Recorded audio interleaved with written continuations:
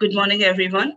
Welcome to another edition of Fireside Chats of Asian Pathfinders, and the second one in the series that we are doing with the Department of Geopolitics and IR at Manipal Academy of Higher Education. So we really thank the DGIR department for this partnership. But today's session, I think, is very important and I think very timely because a lot of the news that we see these days is dominated by Ukraine, and I think justifiably so. But one of the things that's happening in the South Asian neighborhood, which is equally important, if not more, is what is unfolding in Sri Lanka. And I think we have two amazing speakers to join us for this session, Anushka Wijesinha and Asanga Abeyagoonasekera.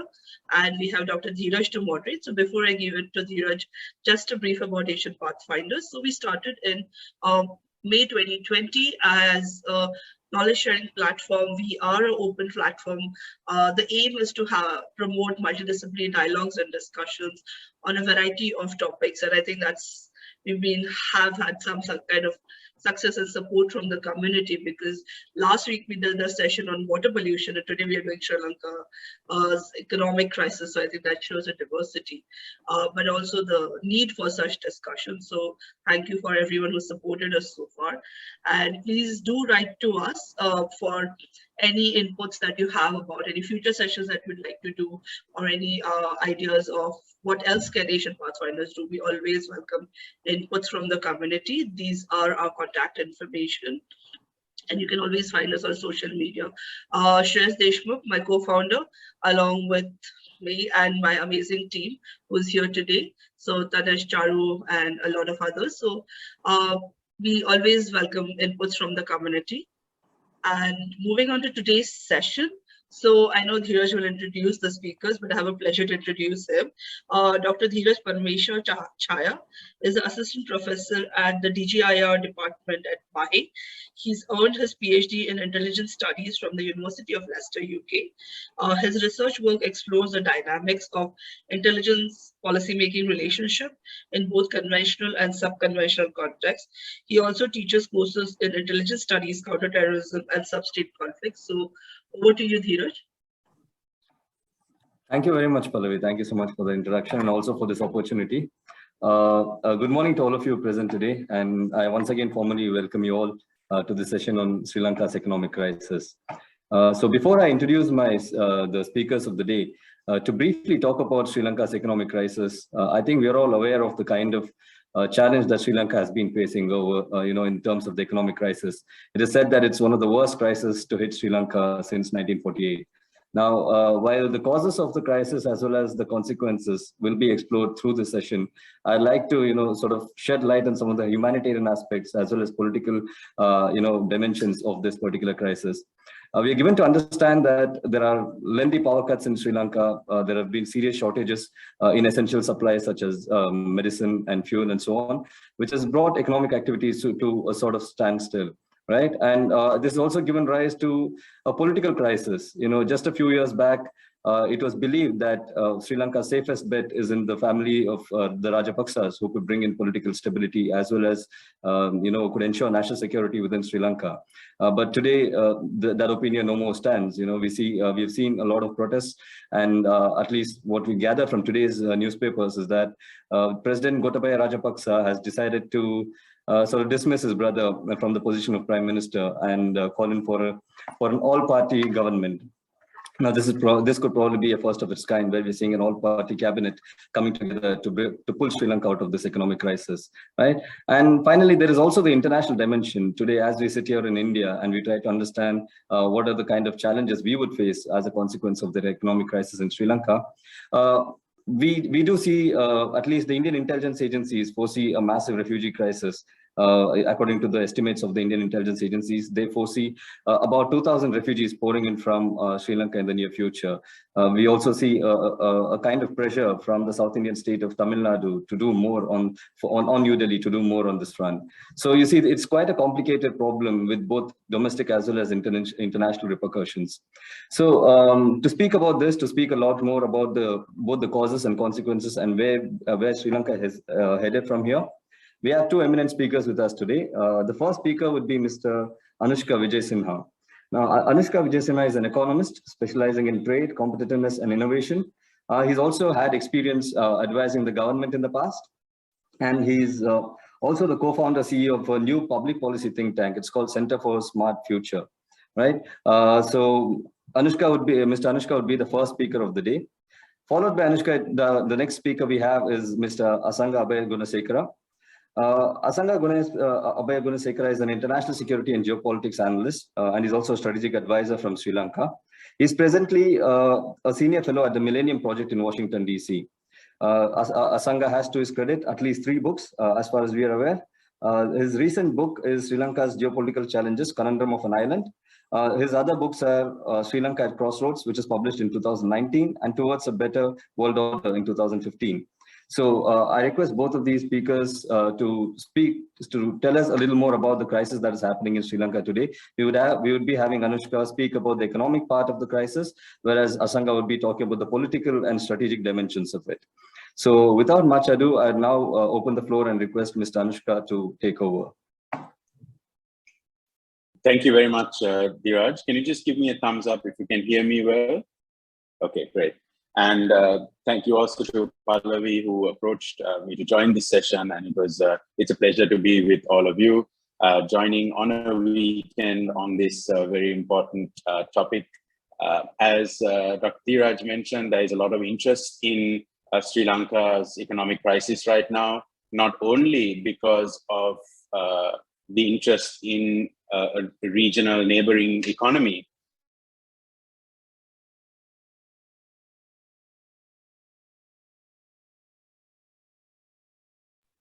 You're not audible. Could you?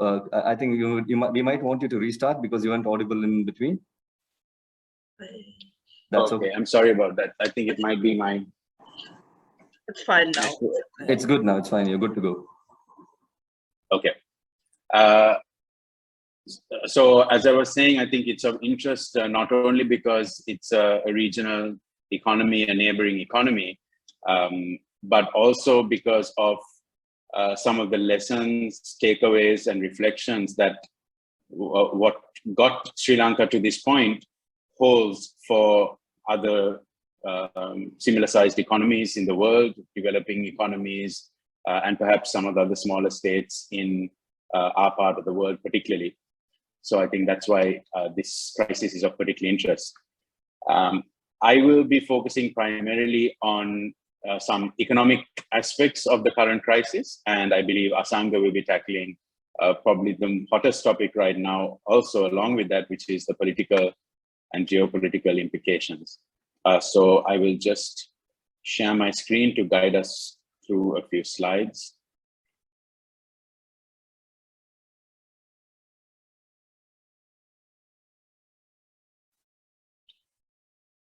All right. So what are some of the features of the current crisis? I've just chosen some of the headline ones. The first is Sri Lanka's foreign reserves. They are currently severely depleted, estimated to be at less than 1 week of what economists call usable reserves. So there are a pot of foreign reserves, but out of that, you have to take away short-term swaps, like the kind of swaps that we have with China and India. And you take out some of our gold reserves and IMF reserves out, and you get usable reserves. And our usable reserves are almost at around 1 week of imports. Yes, there are inflows coming from exports, some amount of tourism, some amount of remittances, but these are certainly not enough. Just to give you a comparison, our monthly export earnings from goods are about $1 billion US, and our monthly import bill is about 1.9 billion. So you can see the gaping trade deficit there. Among this import bill, one of the additional challenges has been due to the Ukraine-Russia war. Global oil prices have increased, and that has resulted in a huge increase, a sharp increase in our oil import bill. In addition to that, Sri Lanka's rupee has depreciated, so our oil import bill is substantially higher. Now, earlier this month, the Sri Lankan government decided to do a unilateral preemptive debt default, which essentially meant that the government announced in a policy note, we are no longer going to be servicing our debt repayments, our debt, until further notice, until formal debt restructure talks take place. Now, while this is quite monumental, given that Sri Lanka has never defaulted on its debt before, it's also seen as an essential last minute option, because by not repaying forthcoming coupon and bond repayments, it has freed up foreign currency to pay for essential imports. The other feature of the crisis is the severe shortage of major essential goods, fuel, cooking gas, medicines, and medical supplies, and also food items. There are severe shortages in the market right now.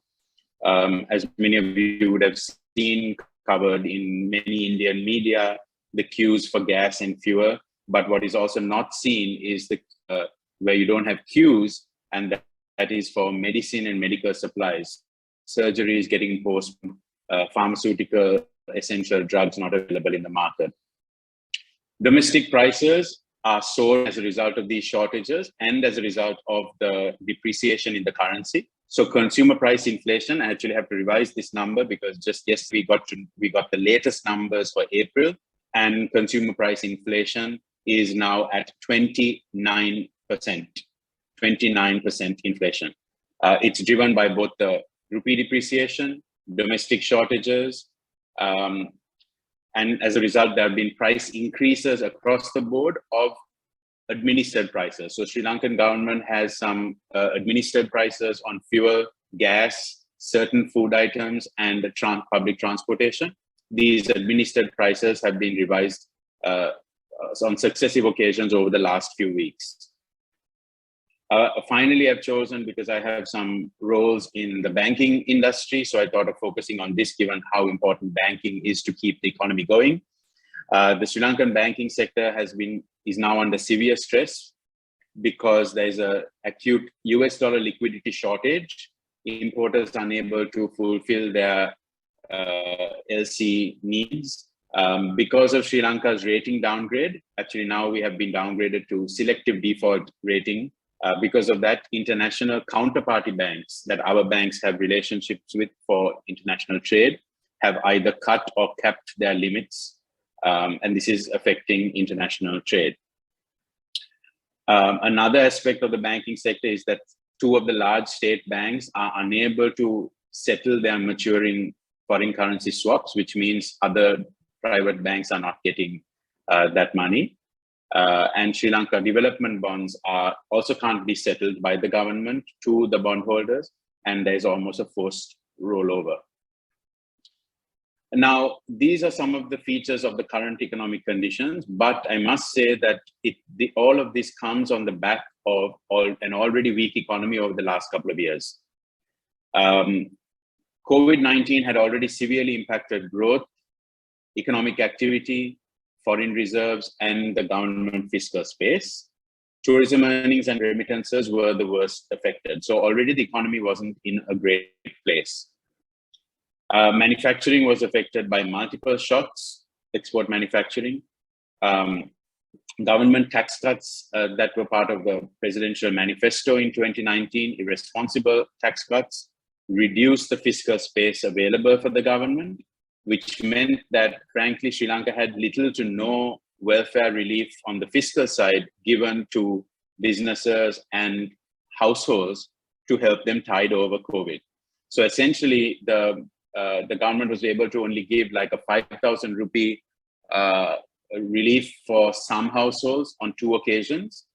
And for businesses, the burden of relief was largely passed on to the banking sector, where the banks were asked to give some concessionary loans or postpone loans. There was very little fiscal support, relief, welfare measures given. Also, these tax cuts resulted in another very important thing. Because of the weak fiscal position it put us in, international rating agencies downgraded us to a level that locked us out of international capital markets. So all this time, Sri Lanka was able to roll over our international capital, our international sovereign bonds. But the moment we had this rating downgrade after the tax cuts, we were not able to raise debt to refinance maturing debt. That essentially triggered the precipitous decline that has ended up in the conditions we are in today. Another factor in a completely different space, but connected to the economic crisis, was the rather myopic policy to ban agrochemicals. So many other countries like Bhutan and others have tried this experiment of going fully organic in farming. Sri Lanka decided to do it overnight. As a result, farmers were under severe distress and crop output more than halved. It affected domestic food production for domestic food security, like rice, and it affected export agriculture like tea. Tea in the last few months have seen the lowest output in many decades.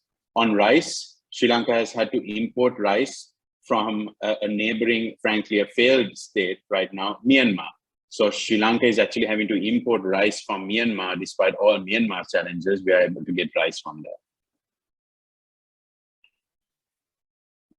I'll quickly provide some near-term outlook, so more forward-looking remarks. I believe the supply shortages will continue for at least another 2 months. It might ease depending on receiving some emergency credit lines from donors.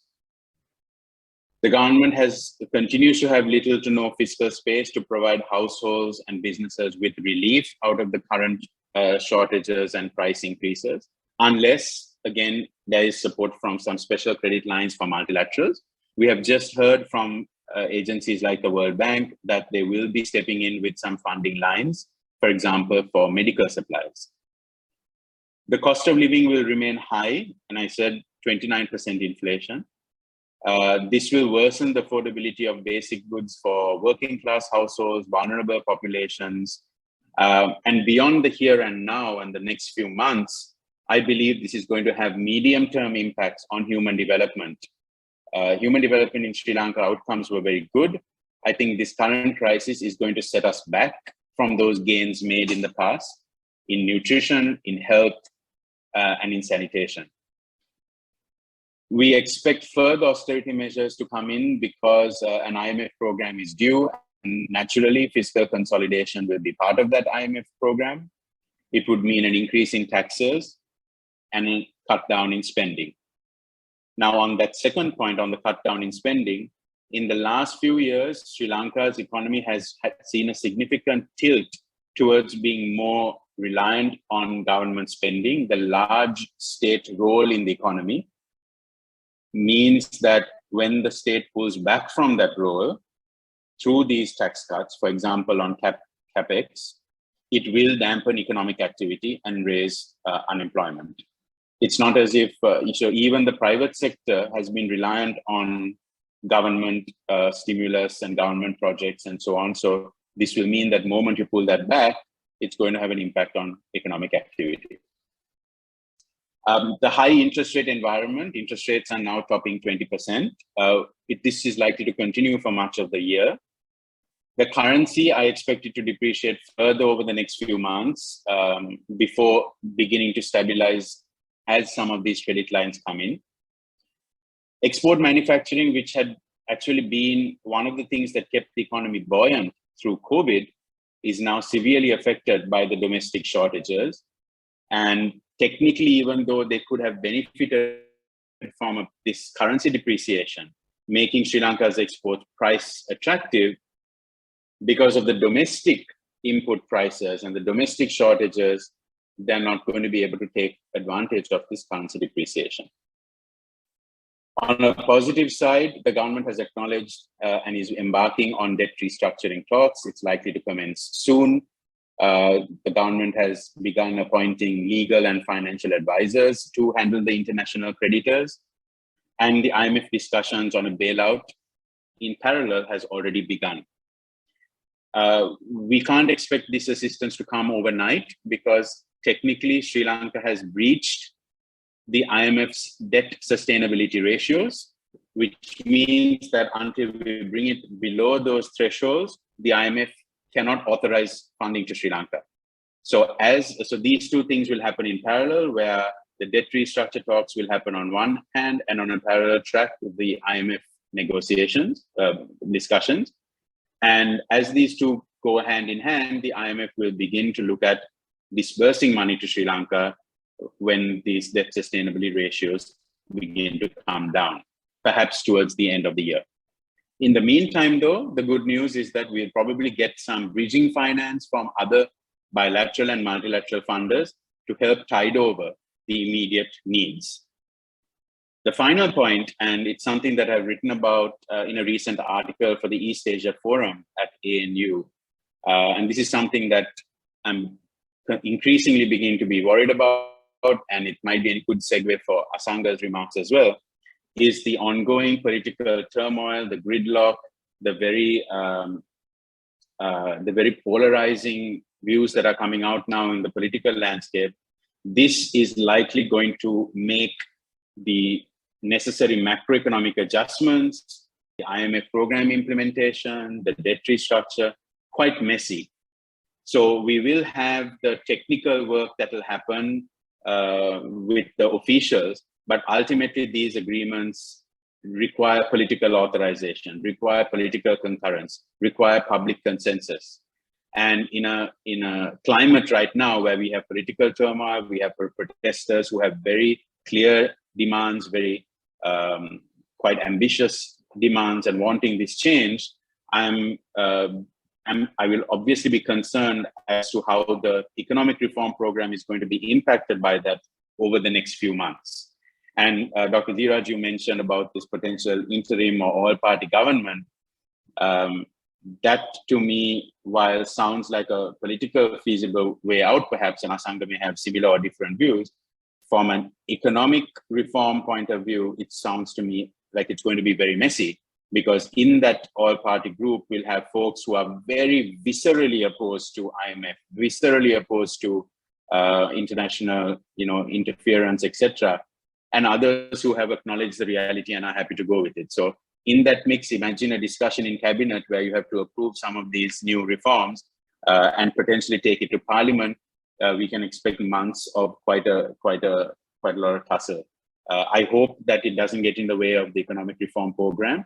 The good news is that it seems that there is broad public acknowledgement of the factors that led to the crisis. So there are no big arguments about what. I mean, it's fantastic to see people from all walks of life acknowledging things that economists were talking about 2 years ago, and now it's mainstream, all the economic problems.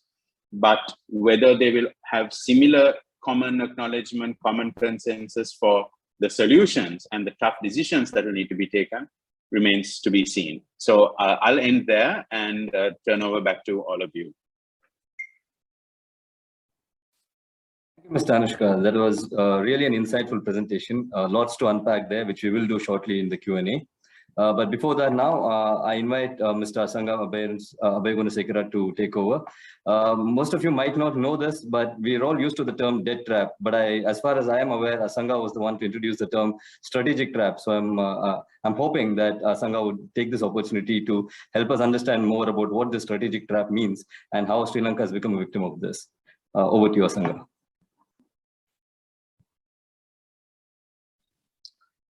Thank you, Dr. Dheeraj, and thank you, Pallavi, and Asia Pathfinder for having me. So thank you so much.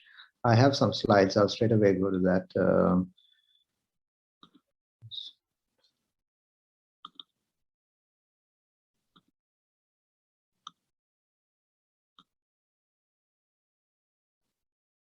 Okay, can you all see the slides? So basically, I'll cover the political dimension, as well as what Dr. Dheeraj mentioned from the foreign policy, the strategic trap, which I have been sort of talking about, where Anushka basically ended his presentation. I think it's really important to have this political consensus. I mean, how it began, it's important to understand how Gotabaya came to power. And it was from a centripetal force after the Easter Sunday bombing, where the people's basically consensus was pushed towards national security. And the priority was national security in that election, and where he managed to win 6.9 million votes, a significant amount. And then subsequently, 2/3 of the parliament, the majority in the parliamentary elections. So guaranteeing security, where I saw like a authoritarian model was coming up. I think during last year at the Pathfinder, Asian Pathfinder, I mentioned this about how hard authoritarian model is coming up. We saw basically from a study which we did back in 2021, from about 70 interviews which we conducted. There are many factors that support the hard authoritarian model, where Dr. Harsha has clearly quoted that Rajapaksas are like octopus, holding all every aspect of public life in Sri Lanka. I can agree with that because of the larger family involvement, as well as the involvement in the heavy militarization. I'll come to that. Now, where Rajapaksa, I think Gotabaya's model was different to Mahinda, was that Gotabaya was pushing towards a more autocratic way with the support of the military. Now, I bring in Giorgio, former Minister of Foreign Affairs of Singapore, where they have a soft authoritarian model in Singapore, but he mentions about, it's like a banyan tree, becomes so dense, it shuts out too much of light, and you need to prune. Where the pruning, what he mentions by pruning is having some space for the civil society, where the civil society need to sort of accept the regime as well as accept the state. So that's actually a reference to Antonio Gramsci's work, and where he clearly mentions back then, where the hegemony of the state, when what Gotabaya did was on the 20th Amendment to the Constitution, bringing all powers to the center, which is the executive, and where he used the heavy military model to support that. What he couldn't do was the hegemony of the civil society must be based on consent and hearts and minds. So such values must be earned and cannot be forced. And many nations have blurred this after. I mean, you can see in the post-COVID environment, there's sort of a blurring of the force as well as the consent in many nations. And Sri Lanka is quite unique in this situation. The sudden rupture, the crisis, how it sort of ruptured, surrounding the president's house, and then moving to Golface. I see basically there was three criteria they were basically talking about. They were protesters were talking on: the autocracy, the Rajapaksa family rule, the corruption, and also the economic, the crisis and the poverty that impacted. So, and there was a huge trust deficit between the public and the government. So from the social media posts, you could see from day one, the trust deficit. Whatever the solution that the government tries to come up with, they reject it. The first cabinet, the 4 ministers, was rejected. The second one, the 17, was also rejected. So now you have a third coming up, which is the AllParty cabinet. Now, I compare this to the Arab Spring movement. So the Tahrir Square, as well as, it matches with all 3 attributes in the Arab Spring also, to what's happening in the Golface and what's happening in Tahrir Square, because all 3, even in Arab Spring, was autocracy, corruption, and poverty. This is from CPA, which I found. Basically, they've done this study and found out that how much, look at the impact. They looked at the impact to the civil society, and any members of the immediate family had to stand in a queue, and 88% had to go through this, the struggle. You can see the daily struggle of people, and whether the income, daily income, has been sort of affected. And you can see a larger percentage of the population have been affected. So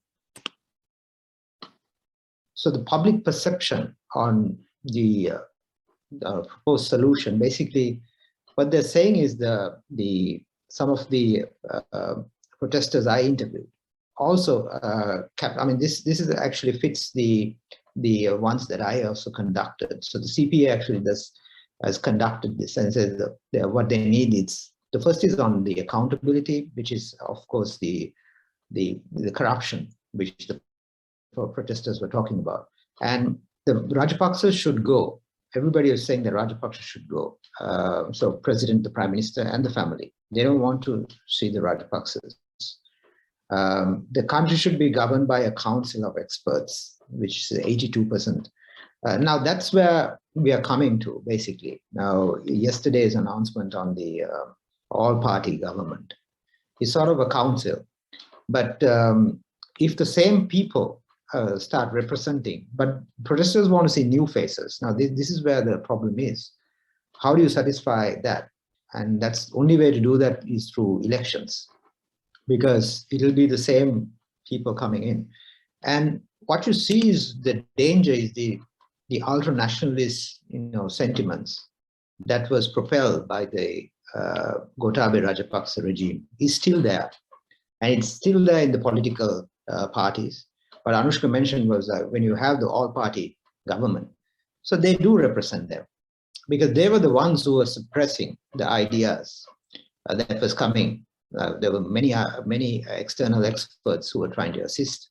So we should have gone like 10 months before to IMF. What kept us away was this ultra-nationalist policy prescription. So the heavy militarization was the second issue, coming to various government areas, the bureaucracy, and rejecting the external advice, like I mentioned.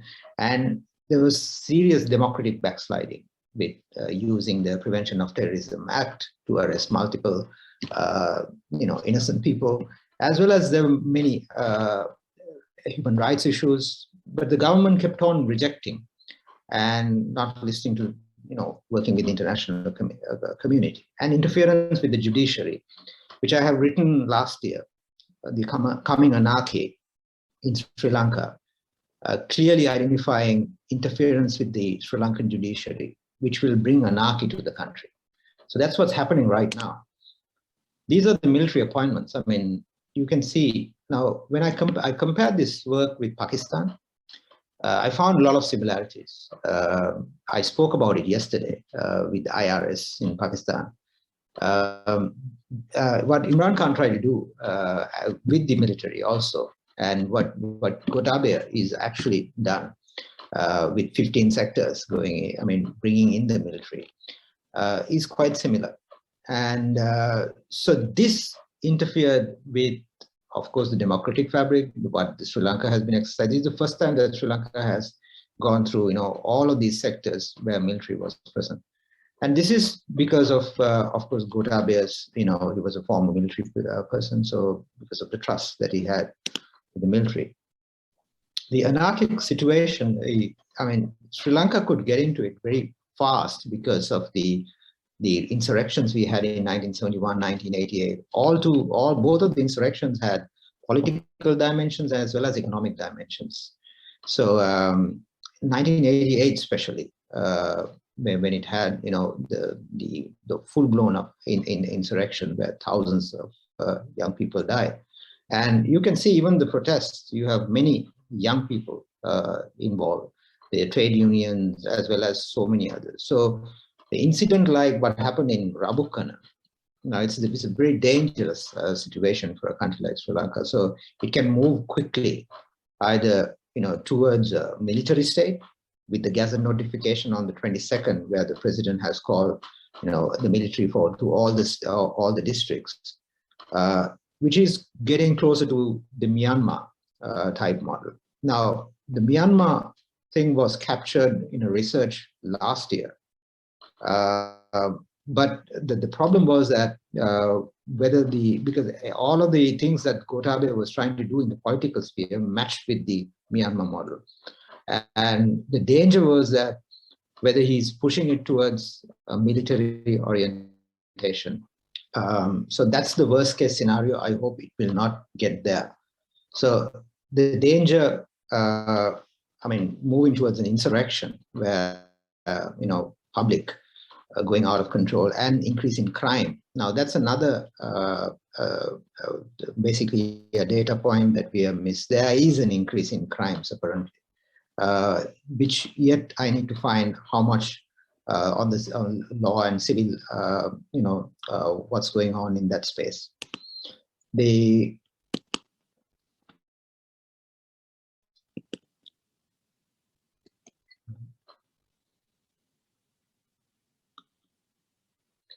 Yeah, so basically this is the all-party solution which the president has, the former president has come up with and has discussed. But the protesters, the problem is that the rejection of the old faces, and they want new people to come in, because they're saying that most of the parliamentary members, except for few, are really corrupt. So the corruption is right at the top of the protesters' agenda. And there is an effort to align with the protesters. So all of these existing politicians are trying to do is like align with the protesters. Then there's a clear gap between the protesters' demands and their narrative compared with the government. So the National Council, which the former president proposed, as well as the present president accepted, is more of like a Senate. But we had a bicameral sort of basically a parliament back then. So a Senate to decide on, the National Council will decide on many of the appointments, on policy decisions. But the situation is such that, with this economic crisis, I don't know whether all parties and how they're going to appoint these members to the higher National Council and how they make this decision. So it's going to get messy, like what Anushka has told, because it's clearly an indication for a messy political solution here. So now, another side is the foreign policy issue, which we had, clearly mentioned even in the previous interaction I had with the Asian Pathfinder on the bandwagoning foreign policy. Sri Lanka has a balanced foreign policy, a non-aligned foreign policy from its past, but unfortunately we moved towards China and Chinese assistance, as well as going into, if you look at it from 2019 onwards, I captured 3 areas. Basically, that's why I call it strategic trap, not a debt trap. But the strategic trap has 3 areas, which is first is China's involvement in the SLPP, Sri Lanka, basically the Rajapaksa political party, and how much the degree of involvement, funding-wise, as well as supporting an alternative model to the existing democratic model. Now, several times Gotabaya has mentioned that we should have something closer to China. Development should be done in a way, we should exercise a political model, which is similar to China. And China has been fully supporting the SLPP on this regard. So which actually, we actually move towards more autocratic way of governance. The second is the human rights, where China and Sri Lanka has reciprocal arrangement. For the first time, Sri Lankan foreign policy, our foreign secretary has spoken about Xinjiang supporting human rights in China. And again, China defends Sri Lanka's human rights. So it's a sort of a reciprocal arrangement on human rights. And the final is a very dangerous area, which is on surveillance and military assistance. So those are the 3, basically, the characteristic that I see to support the strategic trap, basically the concept that's going on. So more than the debt trap, because debt trap only limits to quantification numbers that, this is the amount of Chinese loans, and this is how much it is. And sometimes it is debunked because the volume is much lesser than the sovereign bonds and etc. But it doesn't capture the dimensions on the political sphere, the human rights, as well as the military. Yeah. So I'll stop there. Thank you. Thank you, Mr. Asanga. That was quite insightful as well. So the audience, I request you all to put in your questions into the chat box so that I can read out as and when you post them here. So while the audience are at it, I thought I'll just briefly take over the discussion and ask a few questions. Right. So the first question I'd like to ask is to Mr. Anushka. So you had mentioned in one of your writings elsewhere that you had offered a detailed plan of action for some of the government officials during the time of COVID. But on the other hand, what they did was was sort of a knee-jerk reaction, giving people some bit of money and so on. Can you just give us a sense of what were the recommendations you made to the government, what went unimplemented, and what could have been the likely outcome of implementation of your policies?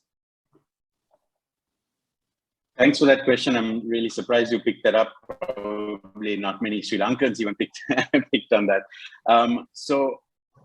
Given my expertise is primarily on trade and investment, my recommendations were limited to that space because frankly, it was the first sector of the economy, exports, tourism earnings and other inflows, that was substantially impacted. So the recommendations revolved around making sure that Sri Lanka has a good pot of money in order to help households, workers, and firms tide over the COVID crisis, and try and get some matching funding for that pot of money so that we are, 6 months down the line, you're not having to prematurely cut short any lines of assistance. So at the time, it was included, providing relief to SMEs, providing, tax rebates to exporters, export-related incentives, supporting workers who are getting laid off. And I think instead we had, and frankly, it wasn't some earth-shattering ideas that I may have been sharing because a lot of other countries were following the same approach, whether it was paycheck protection schemes or and so on. But Sri Lanka at the time, there was, on one hand, there was severe lack of policy imagination and this insular way of policy making. Asanga alluded to it, very, very insular, listening to a very few people, not listening to experts, the military chairing and leading the COVID-19 task force. There was another wider task force on economic recovery that involved primarily, crony capitalists and some, large businessmen. So there was very little hearing of what is the condition on the ground, what are SME exporters facing. So when you hear only very limited voices, you design a scheme that only supports very limited aspects of the economy. So consequently, there wasn't much assistance given to households. There was especially the urban poor have been really taken to the brink because they have no way to just grow some things like in the rural countryside. They're really, really stuck in poverty. So in contrast to, and also final point is that pot of money, let's say Sri Lanka put, I don't know, 5 billion rupees, we could have got some matching assistance from World Bank and ADB. And it's much easier to get that kind of money when you have structured it as a pot. Here is a COVID-19 relief pot. And then you go and dialogue with the World Bank and ADB and say, can we also have you co-finance this? This is how we plan on spending it. Instead, the following happened. The government put the burden onto the banking sector to provide very, very basic relief like, debt moratoriums, one. Two, the government set up a very gray donation, in my mind, the donation box. They gave it some beautiful branding and it was, tugging at the heartstrings and all of that, but that that donation box was set up at the presidential secretariat. It wasn't set up as a separate fund. And everyone from corporates to retired military veterans to priests to NGOs to Sri Lankan expats from overseas were falling over themselves to put money into this donation box. Now that donation box currently has 2 billion rupees set up in 2020. As of the end of December, only 197 million rupees had been spent. There was about 7 million rupees spent on ICU beds and 70 million rupees spent on public education campaigns around COVID. So, I mean, the numbers certainly don't add up to me, and it's a very vague, unaudited fund that lies in the president's office. And the final thing that the government did was largely reject foreign assistance and expert assistance. And instead, there was a sense of false bravado and overestimation about how quickly this issue will get resolved. Oh, tourism will come back really soon. Is quicker we open the borders, the better. Tourists will start flooding in. Boom, problem solved. Remittances will start flooding in, problem solved. Exports will recover, problem solved. So there was as a result of not hearing these outside voices, when you're in this echo chamber, you begin to believe your own narrative, and before you know it, you've gone down the precipice. So I think in contrast to what some of the things we proposed, it was a very different path that was followed. And frankly, one final point is officials in government who we had sent some of these recommendations to, who were leading exports, who were leading investment and so on, I think tried their best to try and escalate this up to the main leadership. But they also came up against that, insular thinking, some very, very strong-willed officials who were very close to the president. And those ideas never went further. And in fact, many of them ended up resigning within a year of taking office. Oh, thank you so much for that. I have a lot of questions to ask on that, but I'll just limit myself to one particular question. This is also on the basis of what you've written elsewhere. You seem to be somebody who's more in favor of multilateral borrowing rather than bilateral borrowing, right? Because of the growing geopolitical competition between actors in the region, right? So could you just comment on that? What advantages does borrowing from international institutions or multilateral institutions accrue, as opposed to, say, borrowing from a country like India or China? Right, because this is also something that I alluded to when you began with your presentations, right? You also mentioned about some people being vehemently opposed to borrowing from these international institutions. In fact, just a month ago, there was an article carried in the Diplomat, and the byline said this: Sri Lanka has few options other than to borrow from the IMF. But it also went on to say that engagement with these neo-colonial international institutions is what is responsible for Sri Lanka's economic woes, right? So there is that dual thought process, which is why I think you said that an all-party consensus is more or less a pipe dream. It's not going to be achieved, right? So why do you think that it's better to still rely on international institutions rather than bilateral borrowing?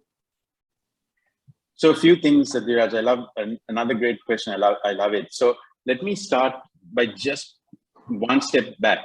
And this idea of debt, and there's a lot of narrative right now in Sri Lanka that debt is what got us Sri Lanka into this.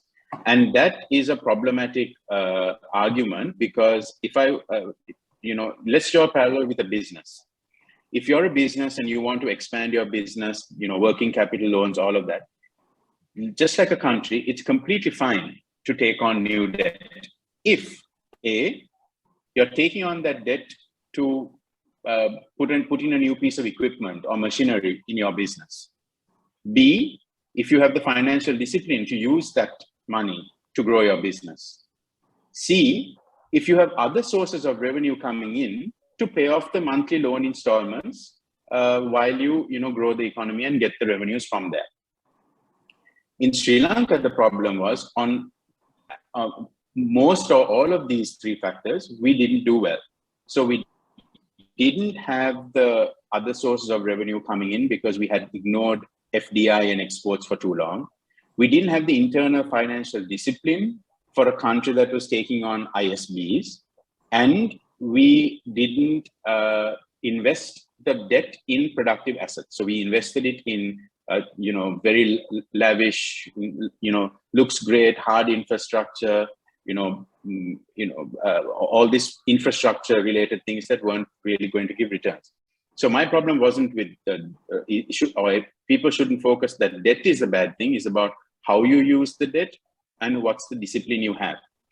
Going to your question, that links in, because if you don't have the right institutional structures in place and you have kind of whittled down the checks and balances in institutions, in public finance, in audit, in how you do capital investments, when you borrow from some of these multilateral institutions, they have those safeguards and you necessarily have to subscribe to those in order to implement your projects.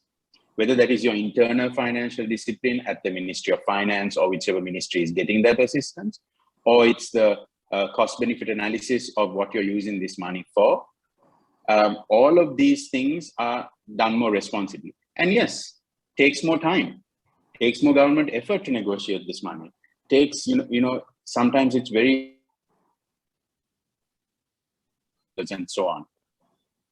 On the other hand, bilateral money, not so many issues. And the envelope, depending on who the bilateral partner is, the envelope looks very attractive. It has glitter and it gives you chocolates along with this envelope. And the envelope is, is closed. It's opened based on certain things that you're willing to give away. And seems easy to give away because it's stroke of the pen. You give a port terminal here, an island for renewable energy there. But also that it's a magic envelope because there's no bottom. As long as you keep doing the right things, saying the right things to the bilateral partner, that envelope keeps on getting topped up. And right now, what's very interesting is the remarks made by the Chinese ambassador last week regarding the debt restructure. The Chinese ambassador says two things. One that at least stuck with me. One was, oh, I wish Sri Lanka didn't go to the IMF because we shouldn't have defaulted. Now that you have gone to the IMF, the onus is on the countries that colonized you to help more than countries like us. Number one. Number two is China doesn't have an option for debt restructure. We will give you new loans for the old loans, which is mind-boggling because that is so far removed from a debt restructure. So again, the issue is when you have loans taken under multilateral or commercial, yes, it's not easy, it requires more discipline, but it also puts you into an established framework to deal with it, even in the event of debt restructure. And it's not some kind of bargaining across the table that will happen in the case of bilateral. Thank you so much, Anushka. Now I'll get back to you with another question, but before that, I'd like to bring in Mr. Asanga. Asanga, just as Anushka was talking about the kind of bilateral relationship between China and Sri Lanka and the kind of conditions that come with the loans that are offered from China. And also given the fact that there's so many questions in the chat box, which are concerning China's strategic trap and debt trap and so on. So as a reference point, I'll take you back to your own article where you'd written about a kind of compellence from certain Chinese companies to buy substandard fertilizers at a point, right? So from then on to this, to investing in what we call as white elephant projects, which are high on maintenance but then give very little returns. Could you please expand on the nature of Chinese investments in India and in Sri Lanka, beg your pardon, and going forward, what can we expect from China in terms of helping Sri Lanka come through this crisis? And associatedly, also, can you just tell me about the kind of opinions that the average Sri Lankan has about India today, about India's investments in Sri Lanka? It's quite a broad question, but I hope you can cover all of it in one answer. Clearly, because 70% of the infrastructure was built by Chinese in Sri Lanka, and the large-scale infrastructure projects has not delivered the expected revenue. And you can see the problem is that what Anushka was also clearly mentioning is that, the opaqueness, the transparency is not there. And Hambantota at one phase we borrowed for at 6.7%, very high interest rates. And you can see from the Auditor General's reports, multiple reports, even on the Matala airport, $209 million. Where is the returns? And you build an airport near a wildlife sanctuary, 100 to 150 wild elephants, surrounding the place. So EIAs were done properly. Have they been sort of? So these are the things. I mean, every interview I've conducted on the BRI projects, I found out on corruption issues, not following standards. There was transparency issues, opaqueness. Now, even the people who debunked the debt trap, the whole theory of Brahmachalni came up. They have not seen the agreements. None of them has seen the agreements. The 99-year lease is still confidential. It's only for the ministers and all. But the foreign minister who read the 99-year lease, Dinesh Gunawardena, the former foreign minister, he said in 99 years can be further extended, and he's quoted on the media. So you can see, like, it's not clear. So when you're actually working with multilateral partners, you can't do that sort of thing. And the Chinese ambassador giving a loan to settle your own loan. What interest rates? So, I mean, recently I was, discussing this on a debate with the Dubai TV, the Arab TV, with a Chinese scholar. So Chinese scholar was telling me, like, look, it's not fair to tell about this debt trap and all that, because Sri Lanka is somebody who was walking in the desert without water, and China is a person who came and gave water. But we are not responsible for your internal issues, your illnesses you had, the prior illnesses you had before. So very, very interesting comment by the Chinese scholar. But what I'm trying to say is that I think we should not go for unsolicited proposals. And also the projects that we've already engaged, we need to be extremely careful, because there is a strategic side. If there's no revenues coming in, and these are built, I mean, one of the Chatham House papers clearly discuss debunking the debt trap theory, saying that military vessels can't come into Hambantota. That's incorrect, because as the former Director General of the National Security Think Tank, I've discussed this with the military. Military vessels can come in. So this is the thing. So I think you're debunking those theories with presumed like assumptions, but Sri Lanka has already faced the heavy burden of this Chinese projects, because there's no returns of any of these projects. And so we are actually facing the whole crisis right now, and China is not the only, China is not the only issue in this crisis, but it is one significant issue, I think, in this crisis. Okay, so it wouldn't be wrong if we said that Chinese investments in other smaller states thrives on the corruption that's there in those states, right? Yes, definitely, because if you look at the local agencies, what we found from the research in different projects in different districts, different areas, how do you bypass the EIA processes? The impact assessments, how do you do that? And then there are multiple questions which are not answered. So we don't have answers for them. So there is a question even from the participants saying that corruption is a serious issue. So yeah, I can agree with that. Okay, thank you so much. One last question for Mr. Anushka, if time permits.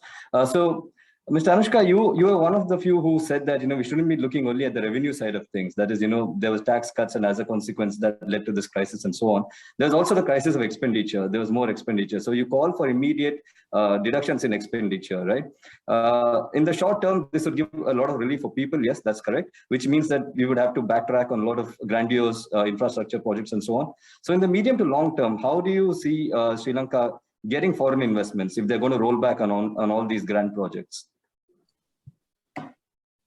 Yeah, so I think it's useful to remember that a lot of these capital expenditure projects, yes, some were grandiose and not very little promise of return, but there were also many, many projects that are necessary to build up Sri Lanka's infrastructure. So it's not as if we don't need expressways. It's not as if we don't need new bridges and roads, but I think the cost escalations, the extent to which we were overly focusing on debt-funded public infrastructure was the problem. And pulling back of these will affect those who rely on these projects, because these were playing such a big role in the economy. So you have farmers who were choosing, or rather farm workers who are choosing to not work on the farm and work as labor on some of these construction projects. So it's a big employment generator if people rely on that. So I think temporarily curbing the capex on those kind of infrastructure is going to have to be pulled back. But I don't think we should do that in the more medium to long term, because it's going to hit our future growth. Instead, Sri Lanka should be looking to unlock, free up space in the budget by cutting back on our unproductive, inefficient state-owned enterprises, potentially listing listing small stakes in both strategic as well as completely selling off non-strategic ones. Would you believe it? The Sri Lankan government, state-owned enterprises run like 3 hotels in Sri Lanka, in this capital city. So these are not things that need to be there. And I think what's interesting about this point in time is that the previous narrative about the government shouldn't sell the family silver.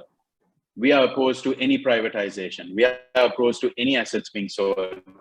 I think we have reached a mental point in that where now the public and other politicians could get behind selling off some of these so-called non-strategic assets. So not railways, not banks, all of that, but these things like hotels and other real estate projects that the government put up.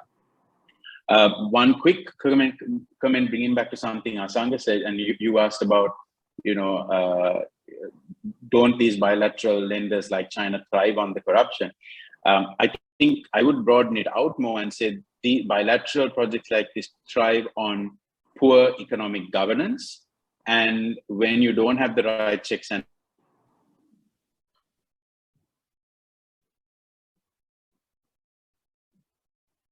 Anushka, we can't, I think there's some internet issue in the governance system.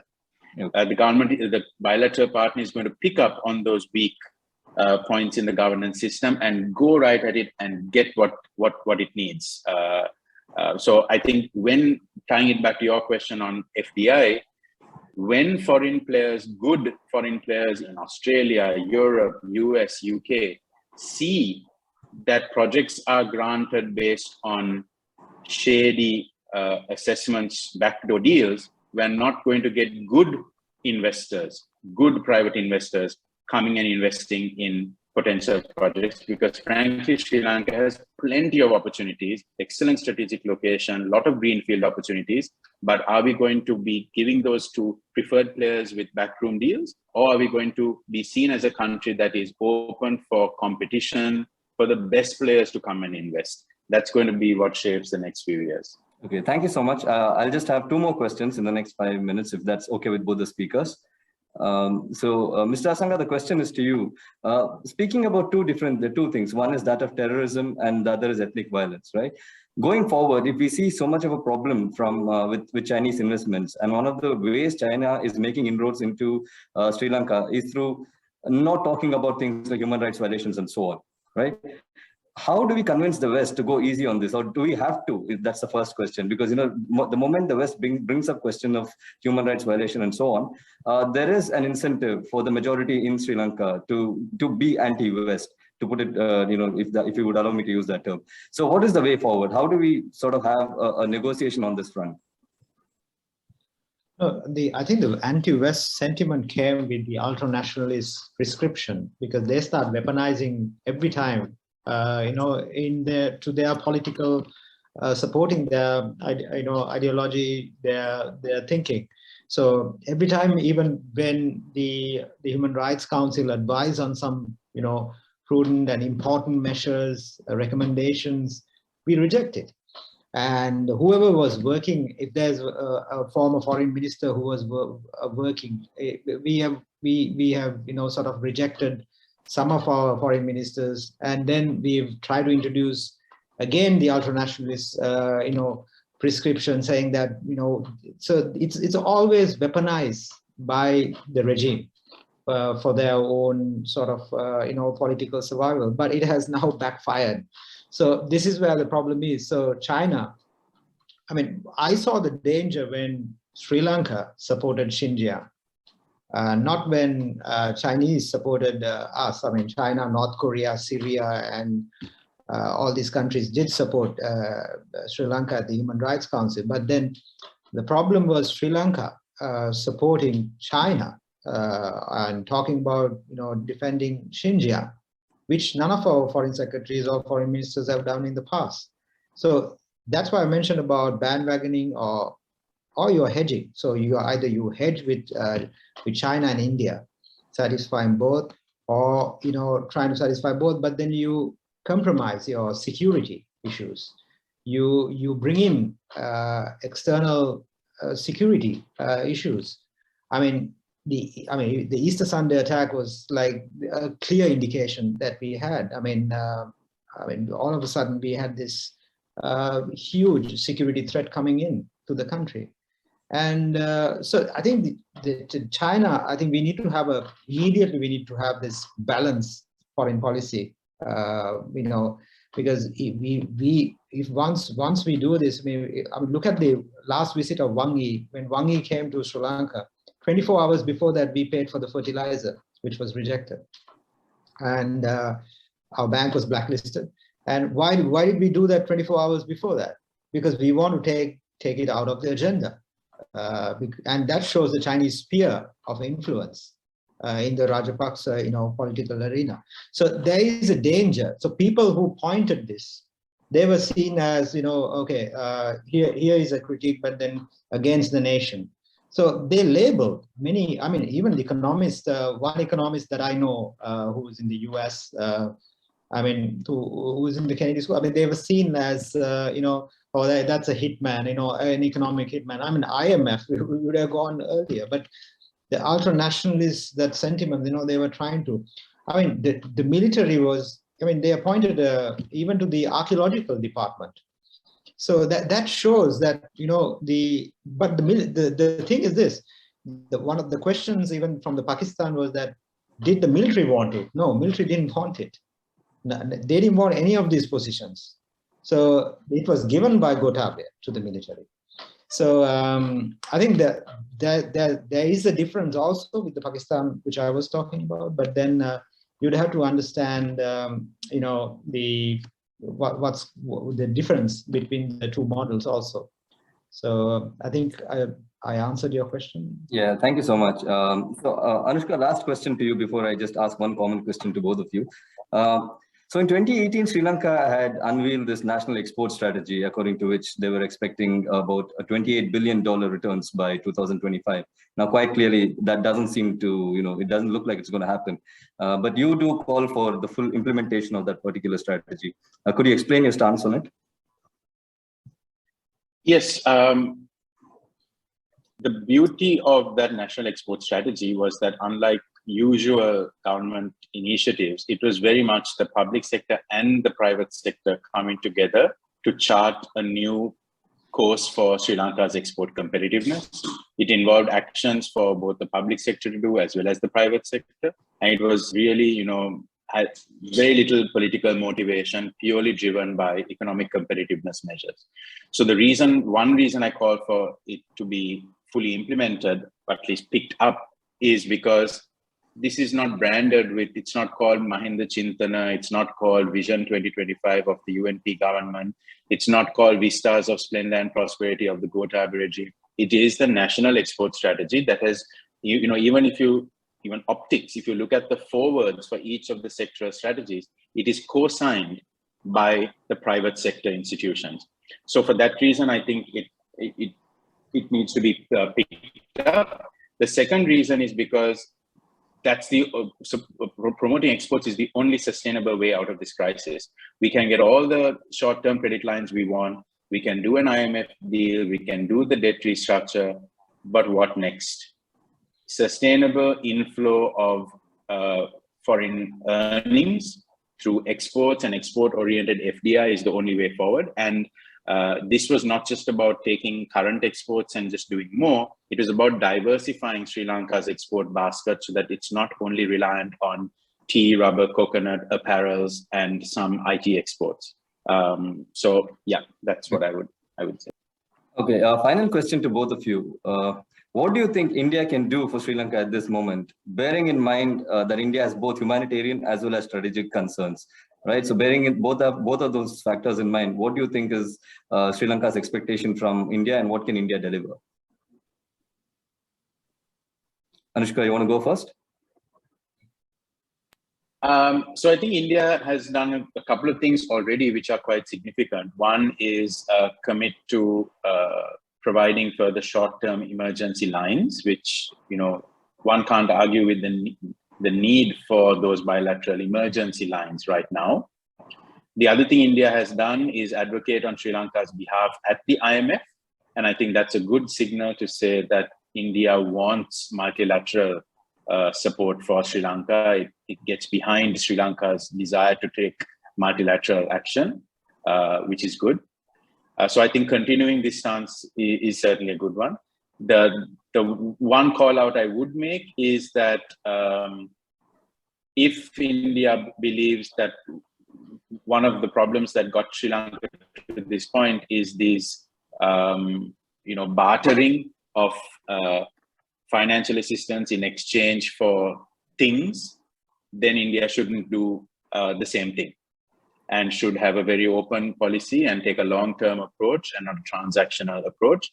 And frankly, just to give one indication of how India is winning right now in the public domain, all of the people who were against deepening of the India-Sri Lanka free trade agreement, who were skeptical about the India ambulance assistance, everybody is now thanking India whenever we got a new round of credit line for fuel, when Indian Oil Company opened up its own reserves to support fuel import. So I think there's a lot of goodwill to be capitalized on, and taking the smart steps from here and not taking a purely transactional approach, but a more holistic long-term approach would set India apart from the rest.